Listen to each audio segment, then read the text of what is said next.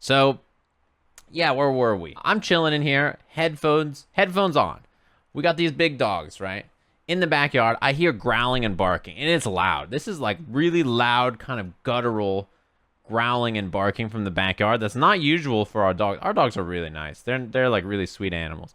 So I hear this growling and barking. I set my headset down for a second, and I'm like, did I actually hear something? And immediately I just hear like just like really loud noises. So I just take off and I'm booking it, right? I'm booking it like, what's going on with the dogs? And to set the scene, our backyard is a forest.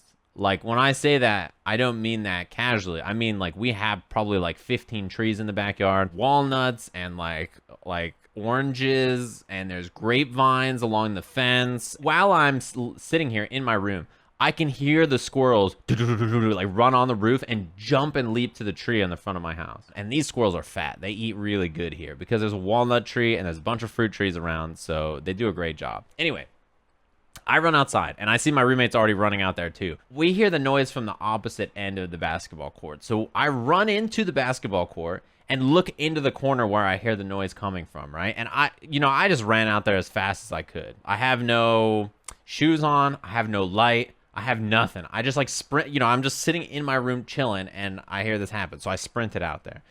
And when I sprinted out there, I just see in the corner there's a tussle. And I can tell based on the tussle that's happening that there is a third suspect involved. It's not just Troy and Miso, the two dogs, right? There's another animal in the corner. I don't know what it is. I don't know what's going on, but I know that something's there. So, we're grabbing the fence on the basketball court, trying to shake it and be like, hey, Troy, Miso, hey. And they're just not listening. They're in a fight. They're in a tussle, just like, it's like a cartoon. Like you just see a cloud and there's just all this going on. And I'm like, oh boy, so we have to get in there. So I look at the situation, right? I see on the right, to get to the right path and the left path, there's two paths, a fork in the road. It's like an RPG. And I know, okay, I have to dive through one of these paths to get to the dog. And so I run back inside. I'm just like, woo, running. I know, one, there's a vicious creature out there. Whatever it is, it's fighting two dogs at once. So this thing is tough. The second thing I know is I don't want to get fucking bit. So because there's a creature, I need a weapon. So I run inside, I throw on my shoes, right? Because first of all, I'm like, these might come in handy. Second thing I do is I look for the closest weapon I could grab. And there's just a fucking broom.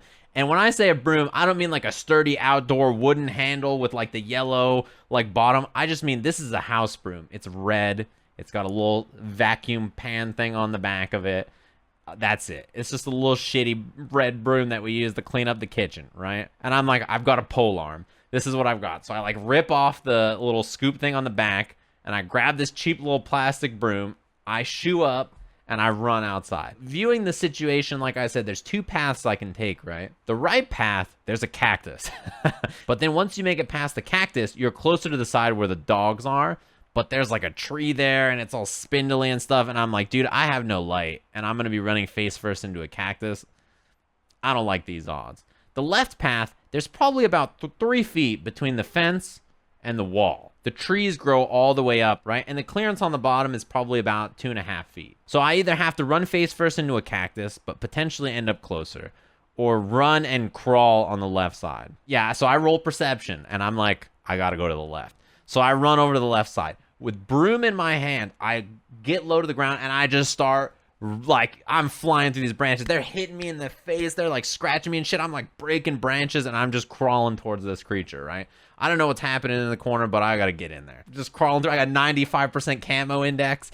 I'm just like, oh, God, I got to make it. So I'm climbing all the way through. I get into the tussle. The two dogs are in front of me. They're, like, they're moving and grooving, and I see there's a creature there. And I mentioned these dogs are pretty big. Miso is the smaller one. I think he's 55 pounds, and he's a lab Jindo, right? And then Troy is 65. He's husky German Shepherd. Two big dogs. In fact, let me grab you pictures. This thing is smaller than Miso, but not by a lot. As you can see in the background, you can see where there's a chain link fence back there and everything. That's the basketball court. So they were fighting actually directly in this like corner back here. This creature is smaller than Miso, but not by a lot. It's not a lot smaller. It's shorter, but this thing is like wide. It's thick, right? And I'm like, okay, these are big dogs, but whatever they're dealing with here, it's fighting them 2-on-1. I'm a little concerned. So I'm getting in there. My roommate, she comes in on the right side through the cactus area. They're her dogs. She's a beast. I'm coming in on the left side through, crawling through like the end of fucking Shawshank. I come crawling through with the broom on the other side, right?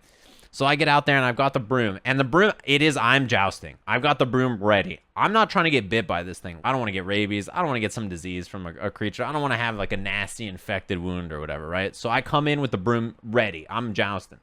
So she comes in from the back and she grabs Miso and she drags him back, right? She grabs him. Right when she goes to grab Miso, I see that this is my opportunity. I grab Troy and I start backing him up. And while I'm backing him up, right-handed, I'm just boom, boom, jousting the raccoon, right? I now realize it's a pretty fucking big raccoon. I'm jousting on the right hand. So I grab Troy, pole arm, joust on the right hand, footsies. I'm spacing him out. So I'm like poking him. I'm poking him in like the shoulders just to push him back. And we're creating distance, right? So like Miso has been pulled back. He's away now from the fight. It's Troy and the raccoon one-on-one. I'm pulling him away and I'm poking away at the raccoon. Now keep in mind, I said behind me there's like these trees and the opening is quite small. I'm zoning him out, beak drivering away, right? As I'm zoning him out, I know that I have to look back and check where we're going because we're just moving into a big pile of shit. I joust, a solid joust, right? I hit him with a solid poke and I look back to see if I'm clear behind us to drag me and Troy away. And as I look back, I see the raccoon tense up because I didn't poke him. He gets low, and he is considering his final approach. He's got no second dog on him anymore. It's as far as he's concerned, the dog just has really long limbs, and the dog is poking the shit out of him, right? The raccoon gets low, and he's about to demon flip, right? And I know I'm responsible. I'm dragging Troy back. I've changed the way he can fight this raccoon. Because I'm holding him by the collar, he no longer can move and maneuver to fight the creature anymore. So I know that I'm responsible for his safety. And this broom shit ain't gonna do it. I have the anti-air. I've seen this shit before. So I pull Troy back, hard pull with the left hand. I lift up the broom. This fucking raccoon jumps and I just go, boom! And I fucking booted him, just like the shoe to the front of the face. This raccoon jumps, and I booted him mid-air backwards into the dirt. He gets up on his feet like this. He gets ready. He is ready to fight. But then what the raccoon realizes is what I already knew. He doesn't want to fight.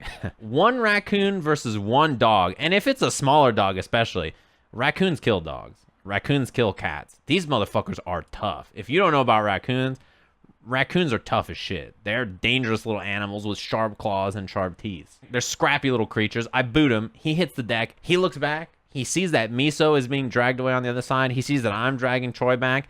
And in an instant, up the wall and gone. He was so fast. I can't believe how quickly he scurried up over the wall and got out of there.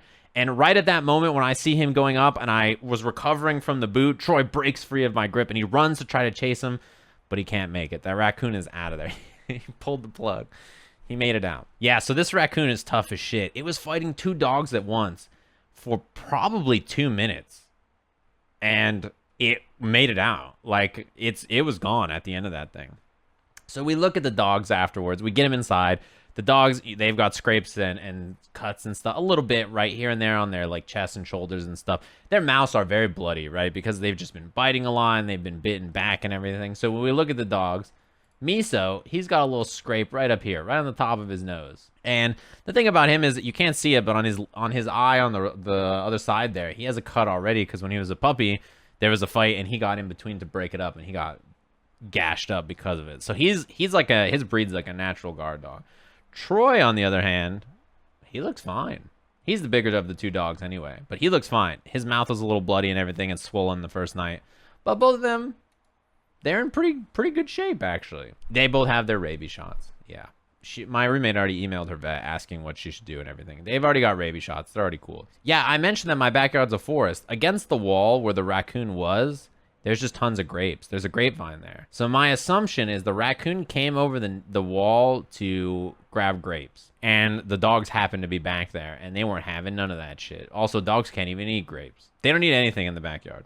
So the dogs thankfully handled the 2v1 very well, efficiently. They seem to not have a lot of cuts and scrapes. And they're not beat up or anything. And the good news, the raccoon made it out too. That's what I care about. I don't, I may have kicked the raccoon.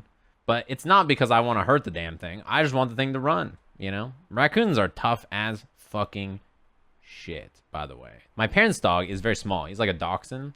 If he fought a raccoon, that raccoon's winning 100% of the time. If you have a cat, that cat needs to get the fuck out of there. They are tough motherfuckers. They've got sharp claws. They've got sharp teeth. And they will kill small dogs or cats very easily. That raccoon was in a bad spot. These dogs are big. These are big dogs. They're capable dogs. He was not in a winning match over there, that's for sure. You can imagine, like most dogs are, if a creature jumps over the wall into their backyard, especially a creature that's gonna, fight them, they're gonna get into a scrap. I can tell who here has owned dogs and or has messed with raccoons before, or had raccoons mess with them. These motherfuckers are little shitheads. They're not friendly creatures. This is a street raccoon. This motherfucker's big and this motherfucker's mean. I don't want to mess with any, my general rule is you don't mess with any wild creature, right? There's no reason. On the topic of animals and stuff and birds, I was in my kitchen. My kitchen has a giant window that's open and I can see the front yard. And I see a squirrel come down from the tree. He moves out in the middle. He stands there for 2 seconds and then he runs as fast as he can. And literally half a second after the squirrel moves, a raven hits the deck, or a crow. I don't know which is which, actually. I don't know which SoCal has. But this giant bird just comes and hits the ground right where he was just standing, and then tries to chase after him, and then the squirrel up the tree and gets out of there. And I was like, oh shit. Listen, we're right next to a freeway. It's not like we're in a super woodland area. It's just the house that I'm on is a corner house, so because of that reason we just have a massive backyard. It is basically a fight of animals match in my backyard. I'm serious. There's so many animals all the time.